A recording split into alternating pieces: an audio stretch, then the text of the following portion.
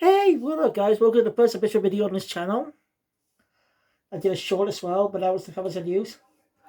I found out this movie on YouTube for free, fully subbed. I jumped on the test just to watch it because I can watch it before viewing the games. So at the time of calling, I'm not played any of the Yakuza games. Well, story, not play review. I played a bit of Yakuza Kiwami, Yakuza Like a Dragon, and Beat the Judgment games, which are spin-offs of the Yakuza series. Brief backstory. Yakuza is a Japanese video game franchise created by Sega and came out in 2005. In Japan, it was known as Like a Dragon, or Ryuga Gokuto. I think I'm saying that wrong.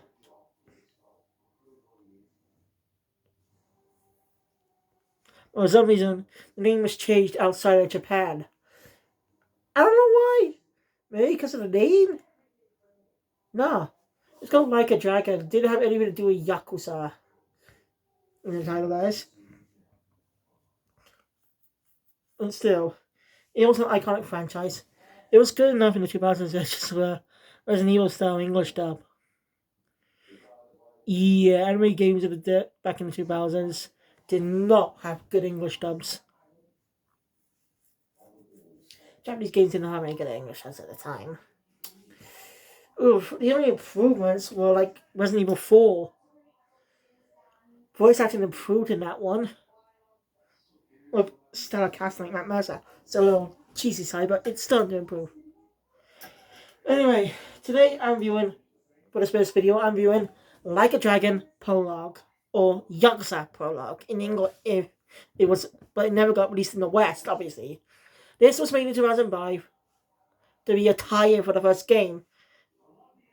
And the first two games were remade, entitled Kiwami, and you can play those versions on modern consoles. The only Yakuza games I ever beat so far is the Judgment games. Played both and beat them alongside its DLC. And I say, well, I'm gonna be watching a YouTuber watching a YouTube video by a YouTuber called Your Favorite Son. And I already gone to all 6 Yakuza games alongside Zero. Well, now I'm gonna get to a review on Yakuza 7. I'll be fully spoiled on that though, because I actually am still playing it, but granted, it may take me quite a while just to beat it though, because it's more turn-based RPG. Again, it's not a bad thing, but I'm not really good at those. It quite actually actual luck. Quite luck, and you don't fucking die. I don't know, just really doing it yourself type of thing instead of just taking turns fighting. Again, turn-based RPGs can work. I play Persona, has turn-based mechanics, but I play on safe mode just in case. So just get for the stories. Anyway, so as I said, this movie was released as a prologue tie-in. This prologue was released as a tie-in for the first game. By the way, the original Yakuza game did have some good voice actors, including Mark Hamill. I think he played the character Goro Majima. Interesting choice, to say the least. Because Kiryu recently returned, with the protagonist Kazuma Kiryu recently returned in Like a Dragon Infinite Worlds last year. By the way, 2023 was the release for 3 different Yakuza games. I am not joking on that. We have Like a Dragon Ishin in February 2023, which is a sort of a sequel to a Japanese exclusive game, but you don't need to play that. It takes place hundreds of years after the events of that game anyway. It's a back set the past was and the ancestor of Kazuma, of Kiryu, and the other characters. There's also Like a Dragon Gaiden, the Manifest's name, in late 2023, as a sort of tie-in to Kiryu's appearance in Yakuza Like a Dragon Infinite Wealth. But it mostly take place a few years or something, because Kiryu's hair is graying in Infinite Wealth. Right now, Infinite Edition is going for 25 or 99 on PlayStation Store. I do want to buy it, but I want to make sure I get payday first because they go up on the 17th. And so I'll be getting paid next week. It'll be on a Friday, so I'll buy it then. Along with a pre-order, I also may buy like a Dragon Gaiden. Because so I can have, say I have all the Yakuza games. I haven't even talked about it yet, sorry. Like, so Infinite, sorry. So yeah, let's get into the story. So we opens up with some interesting stuff. Shots of some things that happen, and a woman walking with amnesia going to some type of place. We also see a man dead. And although we cut to Kiryu, who's our protagonist, being interrogated by the police for a murder. One doesn't believe he killed someone, which I assume might be Date, who was a good friend to Kiryu. I'm not entirely sure though. It's been a while. I don't really matter. I'm not really that matter. I do plan to cover the Yakuza games as well. I'm already familiar with the story, but most likely sometime before October 25th, I'll be reviewing Yakuza 1. Because season 1 will be the entirety of Kiwami's story. May add elements of later Yakuza games what we come to know of.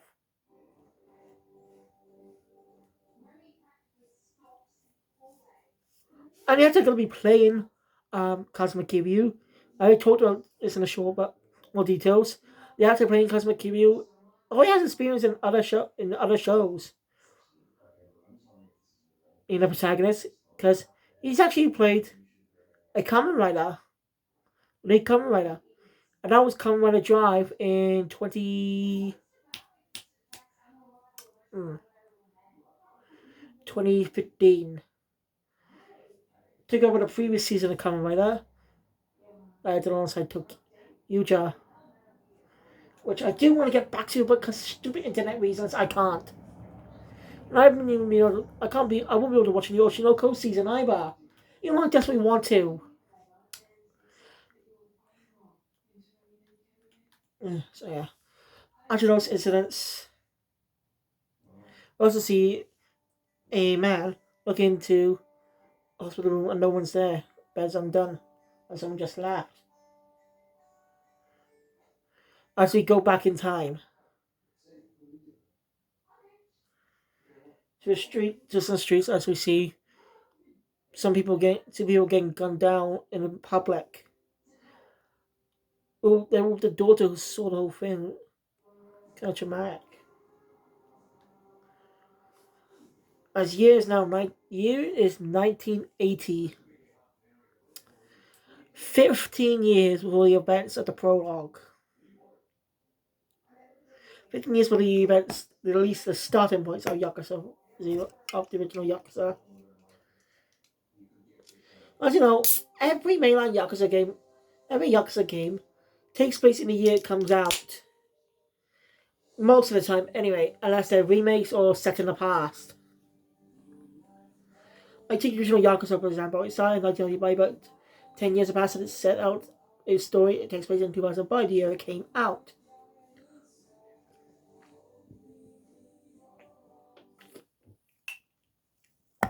Yakuza 2 takes place in 2016, and so on. Even the Judgment Days take place in specific years. Even a Judgment character appears in like a Dragon Gaiden. That's why I do plan on buying that myself. I can.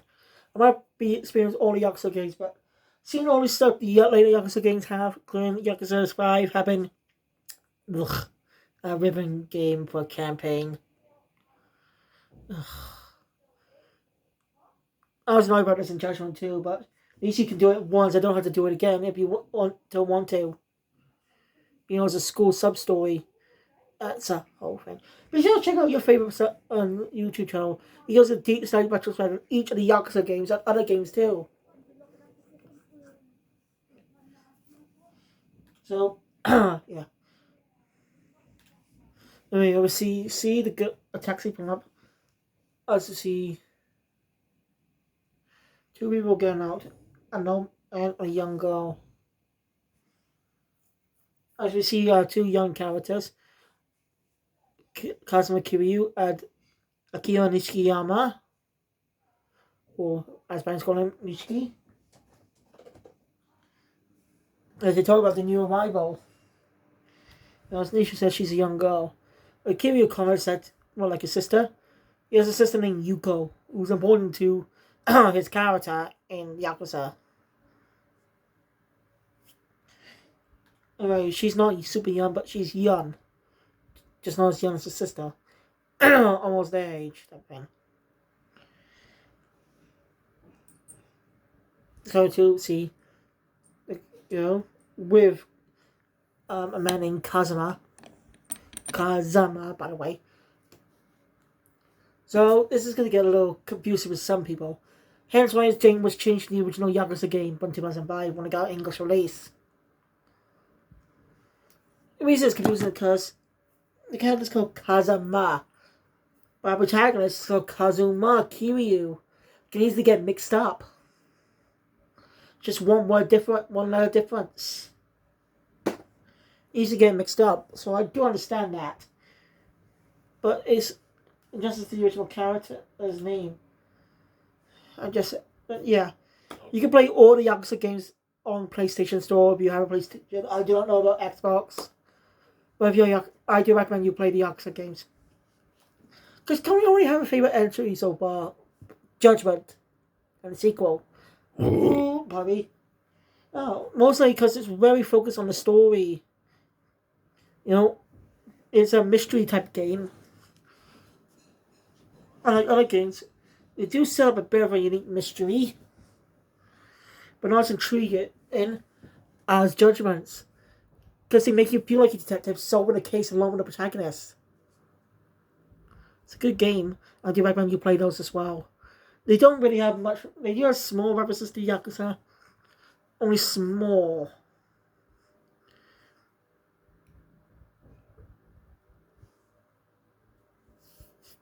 Which is a good place for new people who never played the Yakuza game to give it a play. So you don't have to worry about the baggage if you're interested in being a detective. It's his own story with his own characters. Which I enjoy so much. It's hard to go back now. No things I did. Ooh. Hard. I do want to talk about Judgment on my game channel, but I have to wait till I cover Yakuza's all the way up to Yakuza 6. Ooh. And for those, I'm going to do it chapter by chapter. It's the best way, so it's going to take me twice as long. Depends on how long the chapters are. But except for Yakuza's 4 and 5.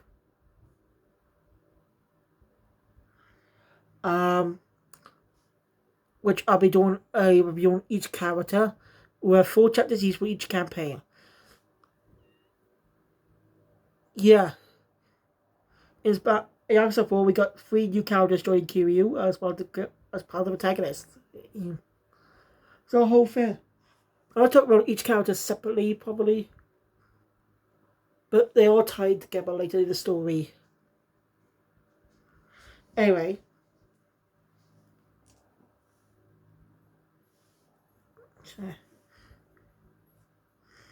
And after that, the 5 of them have dinner together as Kazuma's not really a member of the orphanage. The orphanage is called Sunflower Orphanage.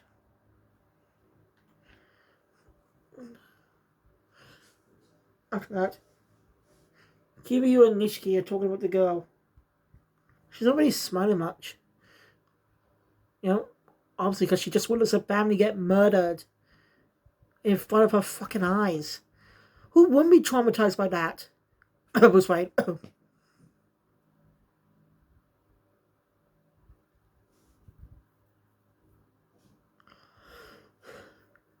Her parents are literally gunned down right in front of her.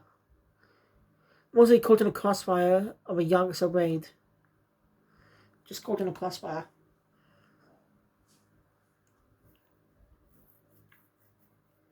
So when Yuko decides to end up playing And she ends up having fun.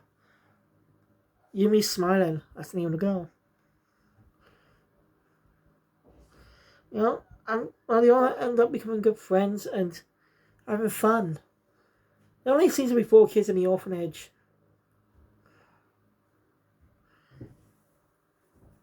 There only seem to be 4 kids. This orphanage will become a bit of a character growth, bit of a tribute. Not tribute. Basically, it becomes a holding thing for Kiryu's character around Yakuza 3. Yeah, around Yakuza 3. Well, Kiryu opens up his own orphanage in Okinawa. This is like the Hawaii of Japan. That's what I call it anyway.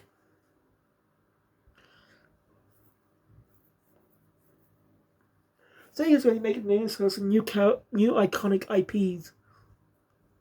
I don't know any of the IPs from the gold days that I'm familiar with. I'm familiar with Sonic, obviously because he's still around. But Sega's trying to revive a lot of their old franchises for a new generation, which is a good thing. Also, new audience to play these classic games in a new light. Mostly revitalize the franchise. So we'll see when those games eventually come out anyway. As I was saying. After that, 3 years have passed. We see Kiryu and Nishiki fighting a bunch of bullies. They're now in high school. Business, Kiryu was 20 in 1988, according to the YouTube I mentioned. So going back a couple of years to 1980, he'd be around 12 years old. So 3 years have passed. He'd be around 15.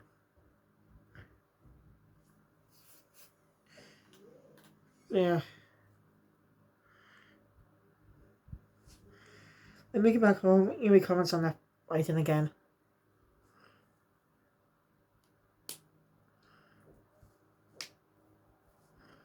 No, everything's normal. Still gonna leave them.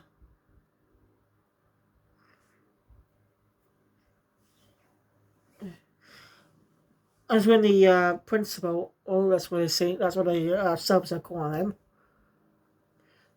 In case some emergency is happening. Yuko is sick.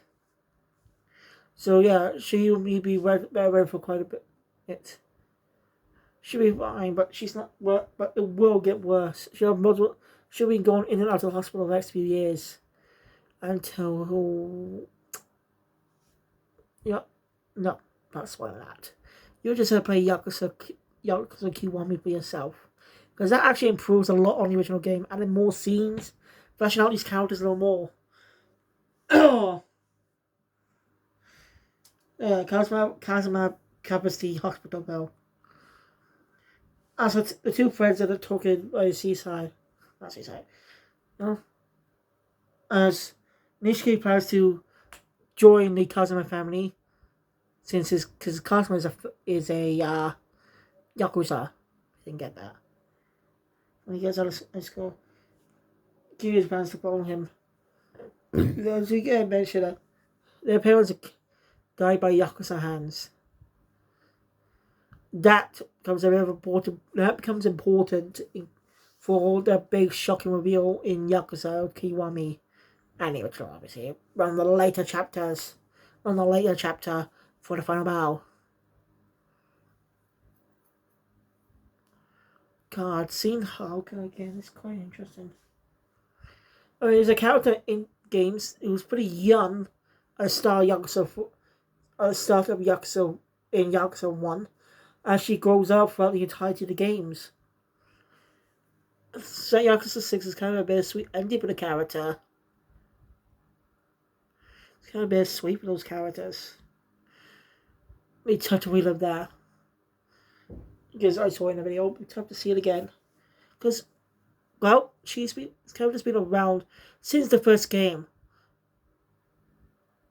And, well, like I said, I'd like to see the character still make an appearance. Have it appear as part of spin-offs, you know? I'd like to see her join the Yagami Agency or something, I don't know.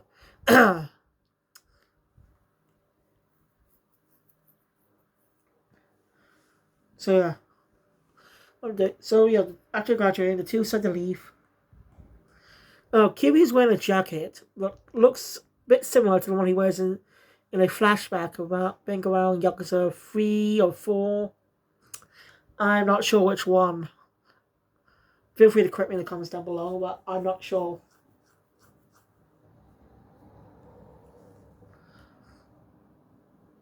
I'm not really sure which one, but...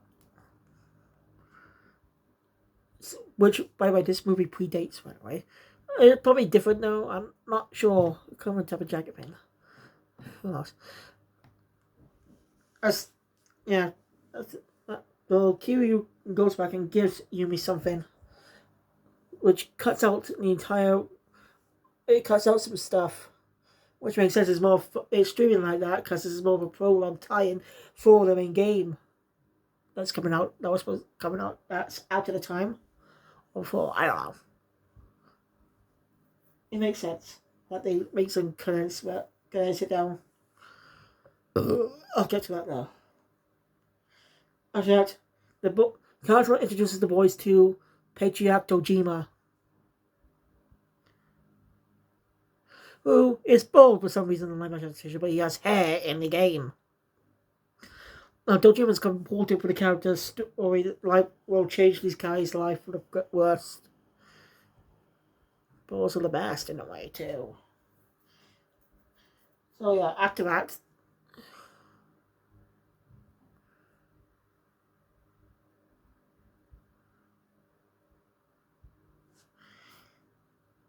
I'm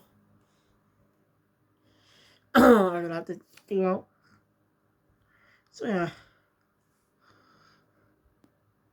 that time has passed, and we're now in 1990.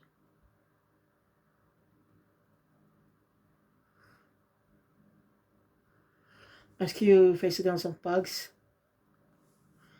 As Mugger's apartment. Anishiki arrives. You don't talk about Kiryu's tattoo, which was mentioned a little bit earlier as well when they were young. Now, tattoos are similar to the Yakuza. I'm not going to go over that though because I can't fucking remember it. But yeah, importantly,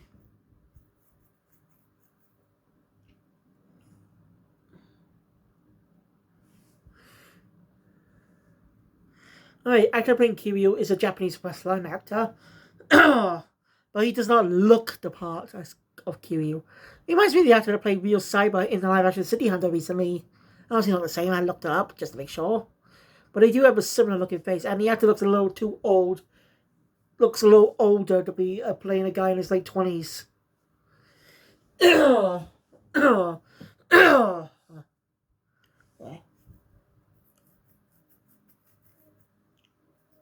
the two go into town. I run into Yumi. Sorry. Nishi comments on the ring. See, that's the ring. That's what Kiryu gave her back then. Now it's no problem. Anyway, she just came to town. So they set up a fun job. And now we get into canon material, story material. Sorry. 5 years have passed. Year, October 1st, 1995. A day that will go down forever in the Yakuza series. A day that kicks off the entire plot of the entire franchise. Started all.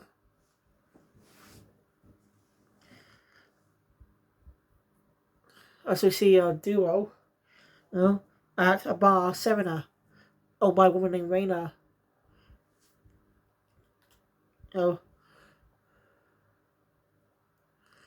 As Nishi is talking about Kiryu possibly getting his own family soon. But Kiryu says it's too early to tell for that. And he's when Kiryu changes the topic on asking about Yuko. Saying this, Nishi tells her that the surgery may be her last. Because if it doesn't work, she will die. It's kind of sad. Anyway. So, anyways, and the three end up chatting for a bit. As we cut to Kiryu with a case of money, which, by the way, is the tutorial level part of the game. well, how he gets that cash. So it's very important. So yeah, but of course not told here. Gives a bit of down. He gives the money to Kazuma. Talking about Sabro stuff. So then Kiryu gets a call from Rain Reinat Patriot Dojima as a Dr. Yumi, and Nichi's gone after him. Kiryu's noticed with the hotel. Kazuma tries to stop him, but Kiryu doesn't listen. So it's too late. Nishi killed Patriot Dojima. He killed him. It's kind of sad. Yumi is unconscious.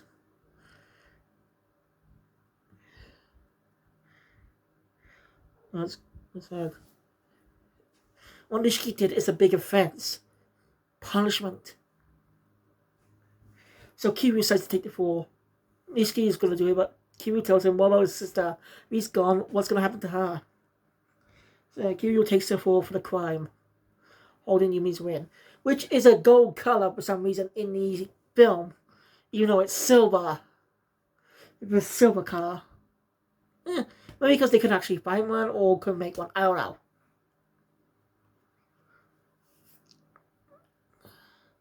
So we get the same scene from earlier on in the story. But this time, Kiryu to ask, which I assume must be Date, a good friend of Kiryu.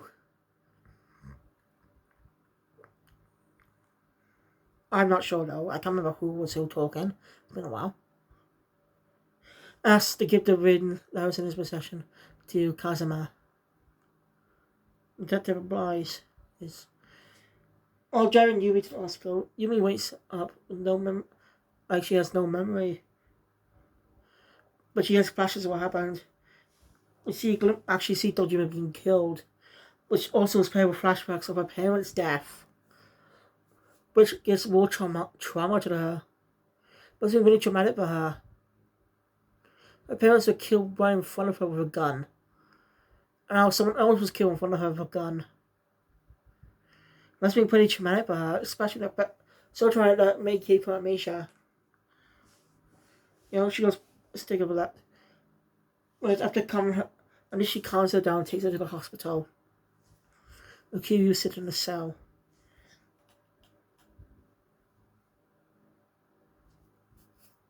Anyway, when she checks her room, Yumi's room, she's gone. She ran away. Also, get a scene that parallels her, but when she first arrived at Sunflower Origins, at Sunflower Orphanage 15 years ago. Which is clever, actually. It's a great parallel to when she first arrived. Using a similar shot of the taxi arriving, instead of camera shot, they could just have the taxi, just get out before showing us where she is. But no, they showed it the same way as early on for a great parallel.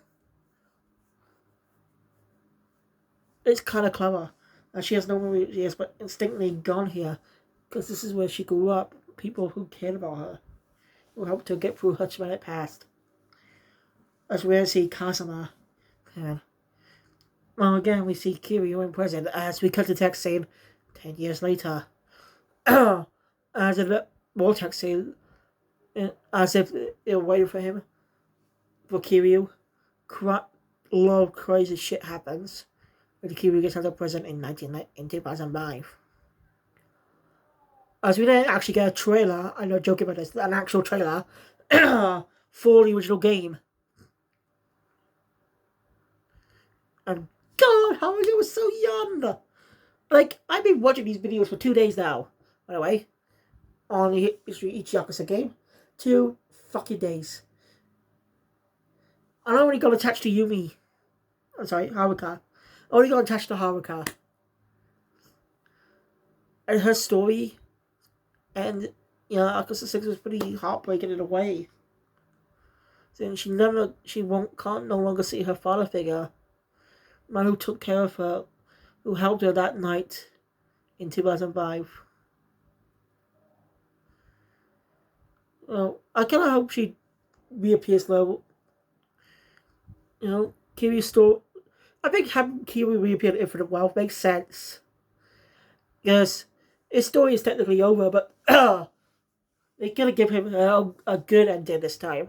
But as basically passing the baton on to Ichiban Kasuga, the new protagonist. Basically passing the baton to him. As he's now the protagonist. As he's now leading the story. Make it smart. Kazuma Kiryu can now finally have a happy ending. Possibly his last appearance in the franchise. Anyway, that was Like a Dragon Prologue. It was actually pretty good. Gave a lot more emotion to the scenes. A lot more emotion. Because we actually spent a little more time with these characters. Even though the film's like 43 minutes long. But if you're a Yakuza fan, I recommend you go check it out. It's on YouTube for free, officially subbed for now is. Because it can get taken down off YouTube at any time. So watch it while you can before it gets taken down.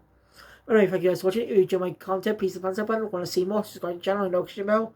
Video always comes a video. I'll see you guys next time for more videos on this new channel forever. This is what I'm sticking with this time. I'm sticking with video game adaptations. So I hope you're all excited for that. Alright, I'll see you next up on this channel will be a review on Resident Evil films. Because before I do the remakes, I'll take a break from the remakes and talk about the Resident Evil films from 2003 to 2016.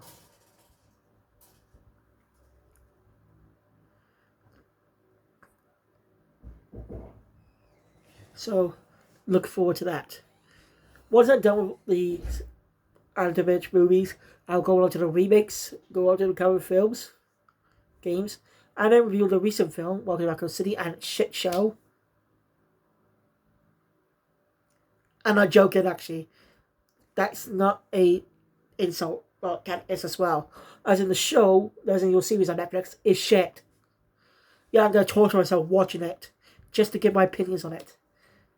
So, yeah, thank you. I hope thank you guys for watching. I'll see you guys next time.